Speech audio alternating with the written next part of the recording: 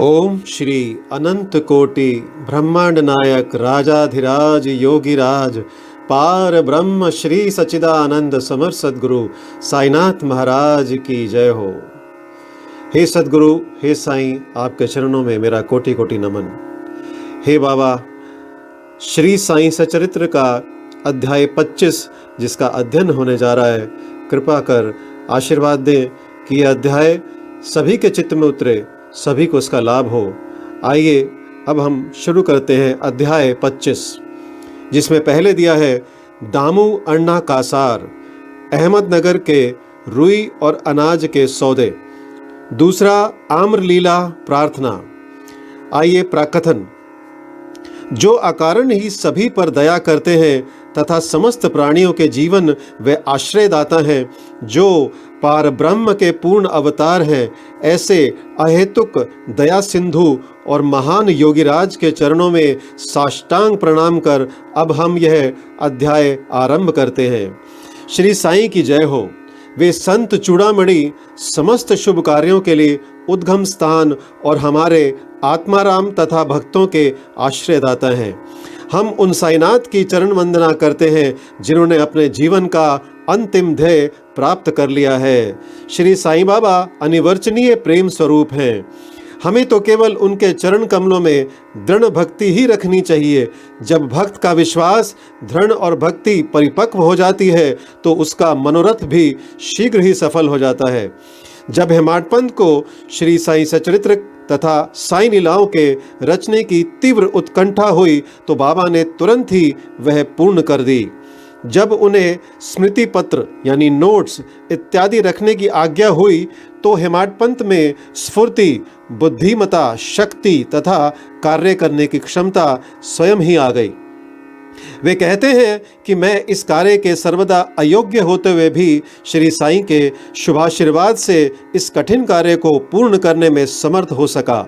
फलस्वरूप यह ग्रंथ श्री साईं सचरित्र आप लोगों को उपलब्ध हो सका, जो एक निर्मल स्रोत या चंद्रकांत मणि के ही सदृश है, जिसमें से सदैव साईं लीला रूपी अमृत झरा करता है, ताकि पाठक गण जी भर कर उसका पान करें। जब भक्त पूर्ण अंतःकरण से श्री साईं बाबा की भक्ति करने लगता है तो बाबा उसके समस्त कष्टों और दुर्भाग्यों को दूर कर स्वयं उसकी रक्षा करने लगते हैं। अहमदनगर के श्री दामोदर सामलराम रास ने कासार की निम्नलिखित कथा उपयुक्त कथन की पुष्टि करती है। दामू अन्ना। पाठकों को स्मरण होगा कि इन महाशय का प्रसंग 6वें अध्याय में शिरडी के रामनवमी उत्सव के प्रसंग में आ चुका है। ये लगभग सन 1895 में शिरडी पधारे थे, जबकि रामनवमी उत्सव का प्रारंभ ही हुआ था, और उसी समय से वे एक जरीदार बढ़िया ध्वज उस अवसर पर भेंट करते तथा वहां एकत्रित गरीब भिक्षुकों को भोजन आदि कराया करते थे। दामू अन्ना के सौदे। पहला, रुई का सौदा। दामू अन्ना को बंबई से उनके एक मित्र ने लिखा कि वह उनके साथ साझेदारी में रुई का सौदा करना चाहते हैं, जिसमें लगभग 2 लाख रुपयों का लाभ होने की आशा है। सन 1936 में नरसिंह स्वामी को दिए गए एक वक्तव्य में दामू अन्ना ने बतलाया कि रुई के सौदे का यह प्रस्ताव बंबई के एक दलाल ने उनसे किया था, जो कि साझेदारी से हाथ खींचकर मुझ पर ही सारा भार छोड़ने वाला था। भक्तों के अनुभव भाग 11 पृष्ठ 75 के अनुसार दलाल ने लिखा था कि धंधा अति उत्तम है और हानि की कोई आशंका नहीं। ऐसे स्वर्णिम अवसर को हाथ से ना खोना चाहिए। दामू अन्ना के मन में नाना प्रकार के संकल्प विकल्प उठ रहे थे, परंतु स्वयं कोई निर्णय करने का साहस वे ना कर सके। उन्होंने इस विषय में कुछ विचार तो अवश्य कर लिया, परंतु बाबा के भक्त होने के कारण पूर्ण विवरण सहित एक पत्र श्यामा को लिख भेजा, जिसमें बाबा से परामर्श प्राप्त करने की प्रार्थना की।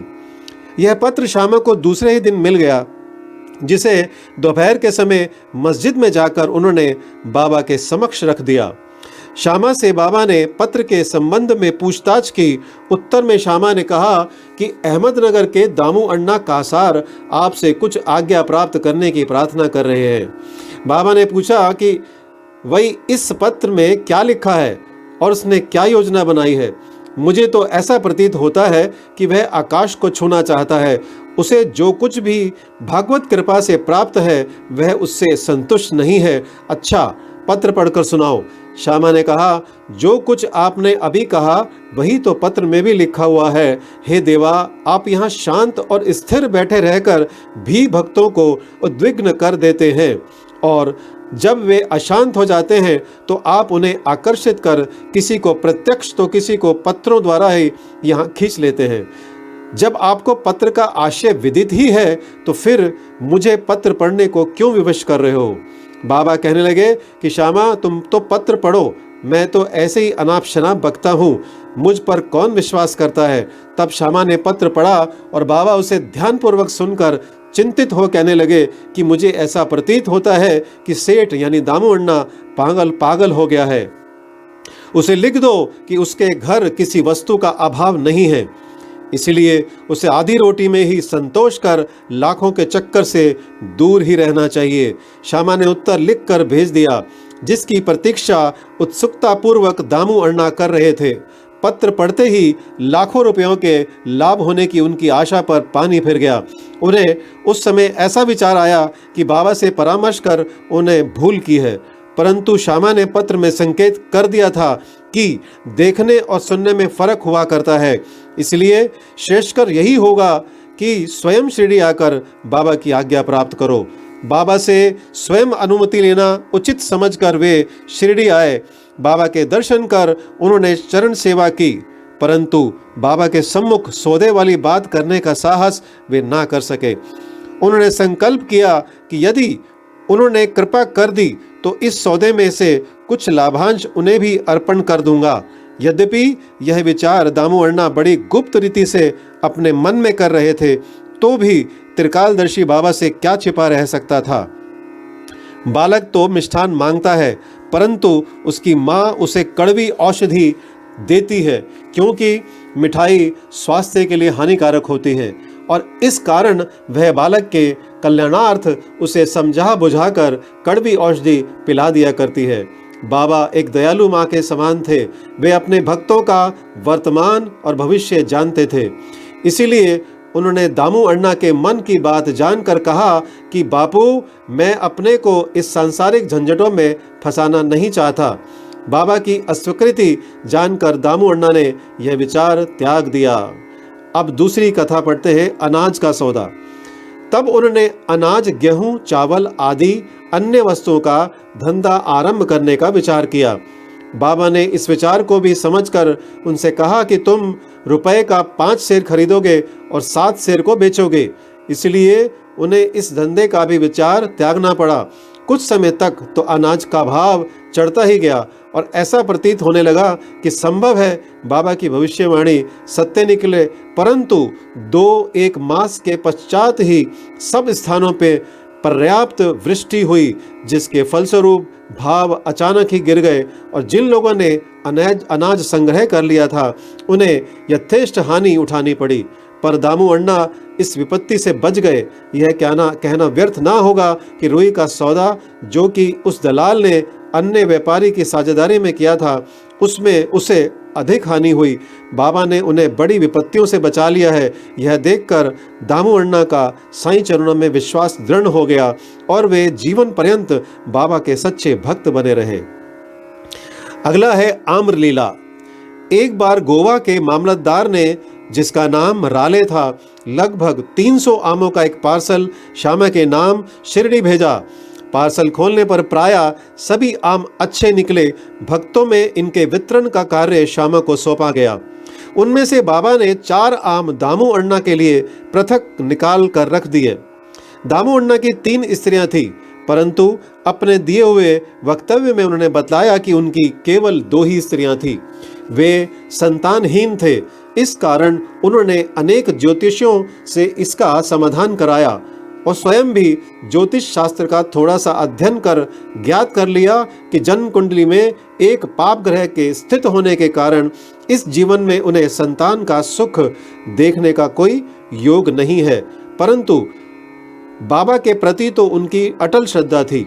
पार्सल मिलने के 2 घंटे पश्चात ही वे पूजनार्थ मस्जिद में आए। उन्हें देखकर बाबा कहने लगे कि लोग आमों के लिए चक्कर काट रहे हैं, परंतु ये 2 दामू के हैं, जिसके हैं उन्हीं को खाने दो और मरने दो। इन शब्दों को सुन दामू अण्णा के हृदय पर वज्राघात सा हुआ, परंतु महालसापति शिरडी के भक्त उन्होंने समझाया कि इस मृत्यु का शब्द का अर्थ अहंकार के विनाश से है और बाबा के चरणों की कृपा से तो यह आशीर्वाद स्वरूप है। तब वे आम खाने को तैयार हो गए। इस पर बाबा ने कहा कि वे तुम ना खाओ, उन्हें अपनी छोटी स्त्री को खाने दो। इन आमों के प्रभाव से उसे 4 पुत्र और 4 पुत्रियां उत्पन्न होंगी। यह आज्ञा शिरोधार्य कर उन्होंने वे आम ले जाकर अपनी छोटी स्त्री को दिए। धन्य है श्री साईं बाबा की लीला, जिन्होंने भाग्य विधान पलटकर उन्हें संतान सुख दिया। बाबा की स्वेच्छा से दिए वचन सत्य हुए, ज्योतिषों के नहीं। बाबा के जीवन काल में उनके शब्दों ने लोगों में अधिक विश्वास और महिमा स्थापित की, परंतु महान आश्चर्य है कि उनके समाधिस्थ होने के उपरांत भी उनका प्रभाव पूर्ववत ही रहा। बाबा ने कहा कि मुझ पर पूर्ण विश्वास रखो, यद्यपि मैं देह त्याग भी कर दूंगा, परंतु फिर भी मेरी अस्थियां आशा और विश्वास का संचार करती रहेंगी। केवल मैं ही नहीं, मेरी समाधि भी वार्तालाप करेगी, चलेगी, फिरेगी और उन्हें आशा का संदेश पहुंचाती रहेगी। जो अनन्य भाव से मेरे शरणागत होंगे, निराश न होना कि मैं तुमसे विदा हो जाऊंगा। तुम सदैव मेरी अस्थियों को भक्तों के कल्याणार्थ ही चिंतित पाओगे। यदि मेरा निरंतर स्मरण और मुझ पर दृढ़ विश्वास रखोगे तो तुम्हें अधिक लाभ होगा।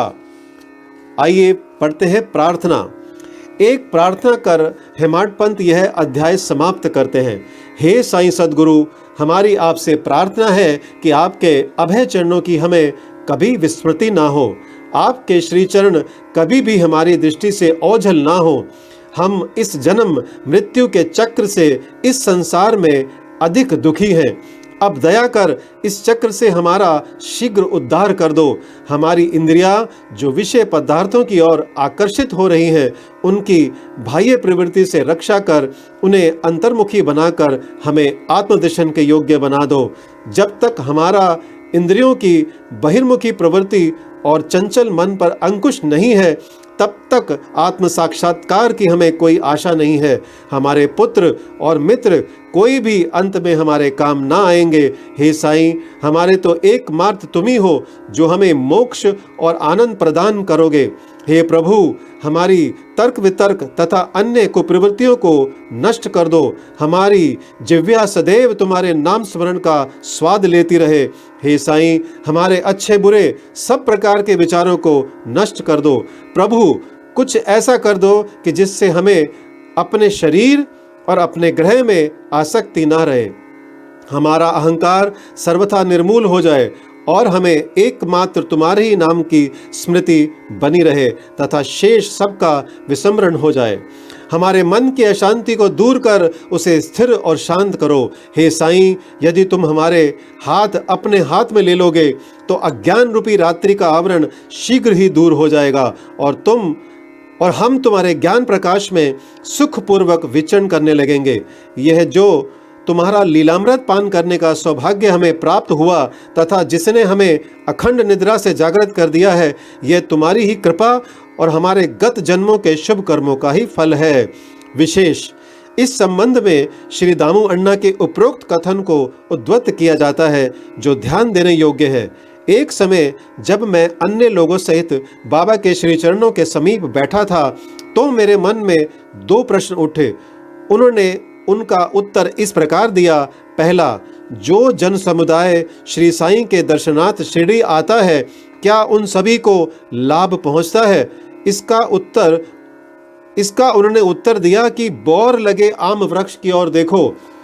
यदि सभी बौर फल बन जाए तो आमों की गणना भी ना हो सकेगी। परंतु क्या ऐसा होता है? बहुत से बौर झर कर गिर जाते हैं। कुछ फले और बड़े भी तो आंधी के झकोरों से गिरकर नष्ट हो जाते हैं और उनमें से कुछ ही शेष रह जाते हैं। तो आइए अब दूसरा जानते हैं। दूसरा प्रश्न मेरे स्वयं के विषय में था। यदि बाबा ने निर्वाण ले लिया तो मैं बिल्कुल ही निराश्रित हो जाऊंगा, तब मेरा क्या होगा? इसका बाबा ने उत्तर दिया कि जब और जहां भी तुम मेरा स्मरण करोगे मैं तुम्हारे साथ ही रहूंगा।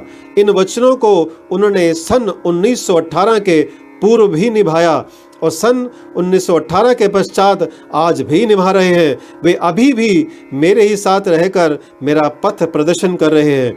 ये घटना लगभग सन 1910-11 की है। उसी समय मेरा भाई मुझसे पृथक हुआ और मेरी बहन की मृत्यु हो गई। मेरे घर में चोरी हुई और पुलिस जांच पड़ताल कर रही थी। इन्हीं सब घटनाओं ने मुझे पागल सा बना दिया था। मेरी बहन का स्वर्गवास होने के कारण मेरे दुख का पारावार ना रहा और जब मैं बाबा के शरण गया तो उन्होंने अपने मधुर उपदेशों से मुझे सांत्वना देकर अप्पा कुलकर्णी के घर पूरन पोरी खिलाई तथा मेरे मस्तक पर चंदन लगाया।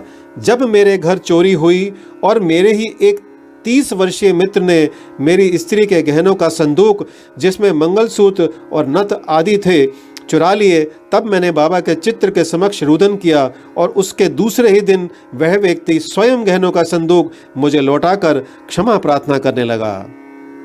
श्री सद्गुरु साईनाथ अपरणमस्तु। शुभम भवतु। ओम साई राम।